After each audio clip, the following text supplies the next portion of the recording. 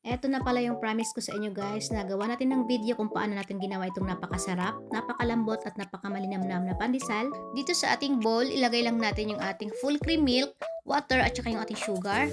Hahaluin lang natin ito hanggang sa ma-dissolve lang yung ating sugar. Then sunod na natin ilagay yung ating instant yeast. Doon sa inyong milk, pwede po kayong gumamit ng evaporated milk at saka ng water kung gusto nyo mas malinamnam at saka mas milky yung inyong pandesal. Pero sa akin okay na ito guys dahil maglalagay pa tayo dito ng powder milk. Hahaluin lang natin ito hanggang sa ma-dissolve lang yung ating instant yeast. Then tsaka natin ilagay yung ating all-purpose flour, powder milk, salt, at saka yung ating bread improver. Ito yung ginamit kong brand dito guys. And yung dala ko sa Pinas, yung ginagamit ko palang brand ay yung Mega Mix Green. Nilagay ko na rin yung ating egg. Then hahaluin lang natin ito ulit hanggang sa ma-absorb lang ng flour yung ating liquid. Then dito guys, kaya medyo yellow pala yung color ng ating pandesal dahil naglagay ako dito ng konting-konti lang na yellow food coloring. Ayan. Ito naman ay optional lang pero mas parang appetizing kasi tingnan guys kapag may kulay yung ating pandesal. Pero again, optional lang ito. Pwede po kayong hindi maglagay. Papakita ko lang sa screen yung kaibahan ng walang food coloring at saka may food coloring. Ayan guys. Dapat ganito yung magiging texture ng ating dough. Then tsaka natin ilagay yung ating room temperature na butter. At kaya butter yung ginamit natin dito para mas lalong malinamnam yung ating pandesal. Pero pwede kayong gumamit dito ng star margarine or shortening. Medyo sticky itong pandesal dough natin kaya gumamit ako dito ng hand mixer pero pwede po kayong gumamit ng stand mixer pero since konti lang naman ito ginawa natin ngayon kaya hand mixer lang yung ginamit ko dito at kaya sinadya natin tong ganito yung klase or yung consistency ng dough natin dahil malambot talaga tong klase ng pandesal na ito dahil malambot din yung ating dough. At tips ko lang din pala guys kapag gusto nyong bumili ng hand mixer dapat ang titingnan nyo mahaba yung pinaka hook attachment niya. Ayan, ito mahaba ito guys kaya hindi umaakyat yung pinaka-dough natin kapag ginagamit natin siya. Kasi dati nakabili ako, maano lang siya guys, maiksi lang yung pinaka-hook niya. Kaya kapag gumagawa ako ng tinapay, umaakyat yung pinaka-dough niya doon sa pinakataas ng hook natin. Kaya isa din yun sa titingnan natin kapag bumili tayo ng hand mixer. Naglagay lang ako ng konting oil dito sa ating kamay. Then 10 to 12 minutes ko pala itong hinalo or minix.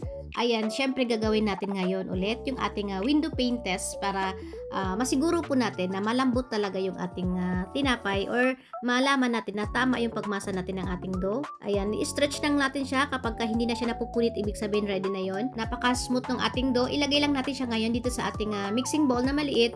Ayan, naglagay lang din ako ng konting oil para lang hindi mag-dry yung ating dough. Then tatakpan lang natin ito ng cling wrap at hayaan lang natin itong umalsa ng 45 to 50 minutes or hanggang sa magdoble lang yung size niya.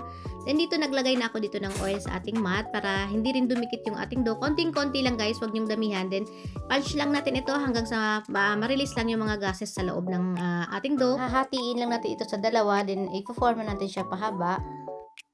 Then magkakat na tayo dito or i-divide na natin yung ating dough kung ano yung gusto nyo magiging laki ng pandesal nyo nasa inyo na guys. Ako dito yung pinaka-standard size na 40 grams kada isa. Or pwede naman 35 grams. Hindi ko lang sure ngayon guys kung ano na yung pinaka-standard size or yung standard na timbang ng pandesal natin sa Pinas sa mga bakery. After natin siyang ikat, ayan, bibilugin lang natin siya hanggang sa magiging smooth lang siya. Kailangan maalis din natin yung mga air na nakatrap doon sa loob ng ating dough kasi isa yun guys magpapaganda sa texture ng ating pandesal sa loob. Malalaman nyo mamaya ipapakita natin sa inyo after natin siyang i-bake. Kapag nabilog na natin lahat, tatakpan lang natin ito ngayon ng cling wrap, then arrest lang natin ito ng 10 to 15 minutes. Then after 15 minutes, kukunin lang natin yung una nating nabilog na dough. Then ayan, ipapress natin siya ulit hanggang sa matanggal ulit yung mga gases or mga air doon sa loob ng ating dough. Ayan, then bibilugin natin siya hanggang sa magiging smooth na siya. Then tsaka natin siya i-coat dito or lalagyan natin ng breadcrumbs yung ating pandesal dough. Then ilagay na natin siya ngayon dito sa ating baking tray. Kapag marami naman kayong kakain, ayan, pwede nyong doblehin or triplehin yung recipe. Dito kasi sa bahay, tatlo lang kaming kumakain ng tinapay dito. Kaya konti lang yung ginawa natin ngayon para ubos lagi yung gagawin nating tinapay. Para kinabukasan, pwede tayong gumawa ulit para laging bago yung tinapay natin. At saka gusto ko rin ipakita sa inyo since marami nag-comment doon sa pandesal natin. Ayan, kaya ginawan talaga natin siya ng video, yung step-by-step procedure natin. At kapag nalagyan na natin lahat ng breadcrumbs, yung ating dough, tatakpan natin ito ngayon ulit ng cling wrap or ng plastic wrap. Paalsahin natin siya ulit ng 45 to 50 minutes or hanggang sa magdoble lang yung size niya. Then after 50 minutes, ito na yung ating dough. Ayan, makikita nyo yung tamang-tama lang yung alsa niya kapag ayan, nakikita na nag-jiggle-jiggle pa siya guys. Ayan, napakaganda niyang tingnan at tamang alsa lang ito guys. Ibibake na natin ito ngayon sa ating naka-preheat na ng oven ng 130 degrees Celsius kasi ang gamit ko dito ay yung 4D hot air fan setting siya guys. Kaya medyo mainit siya kaya 130 degrees Celsius lang yung ginamit ko dito para hindi agad masunog yung ating pandesal. 20 to 25 minutes lang yung baking time natin or hanggang sa mag-slightly brown lang yung ibabaw ng ating pandesal.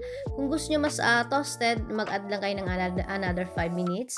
18 to 20 minutes naman kapag up and down yung gamit yung heat sa oven. Basta hanggang sa golden brown na yung ibabaw ng ating pandesal. Depende kasi yun sa oven natin. Ito na yung ating pandesal. Napakasarap nito guys. Kahit walang palaman ito compare dun sa una nating ginawa na eggless pandesal. Yun naman kapag medyo healthy conscious ka at ayaw mo ng masyadong maraming sugar, ayan, pwede mong gamitin yung recipe na yun. Masarap din yun guys. Papakita ko lang sa inyo guys yung loob ng ating pandesal. Ito yung sinasabi ko kanina na kapag maganda yung pagbilog natin sa ating dough, yung walang mga hangin na natrap sa loob, makikita mo yung texture niya, pantay lahat yung mga butas niya at saka maliliit lang siya guys. Malalaman mo kasi kapag may naiwan na mga hangin or air pocket na naiwan doon sa loob ng ating dough, meron dyan na mga malalaking butas na hindi siya pantay. Kaya kung gusto nyo kumain ng masarap, malinamnam at napakalambot na pandesal, try nyo na itong gawin sa inyong bahay at sigurado akong magugustuhan nyo rin ito guys. So ayun lang for today's video. Thank you for watching. Follow for more.